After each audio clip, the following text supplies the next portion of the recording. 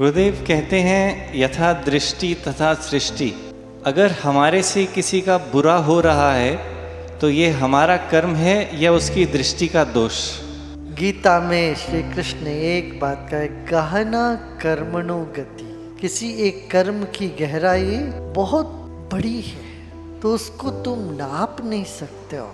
जो भी लगता है इस फल का कारण ये है, वो एक ही कारण नहीं होता है, कई चीजों की वजह से होता है। जैसे एक वृक्ष में फल आने के लिए कई बातें होती है, मिट्टी ठीक हो, पानी पड़े, सूरज की रोशनी पड़े उसमें, ये सब होने के बाद कोई कीड़े नहीं लगे, इतनी सारी चीजों को देखते हुए फिर एक फल आता है। तो इसी तरह से किसी एक कर्म फल का नतीजा कई चीजों से जुड़ी हुई होती है। ये मल्टी डायमेंशनल यूनिवर्स है।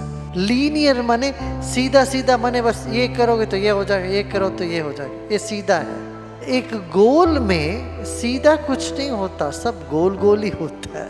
वास्तव में सत्य ही है, आपके वजह से होगा, उनके कर्म भी होगा और समय का भी उसमें असर होगा, अज्ञान का उसमें बहुत बड़ा रोल होगा। इसलिए कई चीजों को सामने रखते हुए करना, इसीलिए इसमें किसी भी परिस्थिति को ज्यादा विश्लेषण करने में कोई महत्व नहीं। उसमें जो भी लगता है इस कारण से ये हुआ, वो ऊपरी ऊपरी का है, अंततो गत्वा वो भी नहीं हुआ।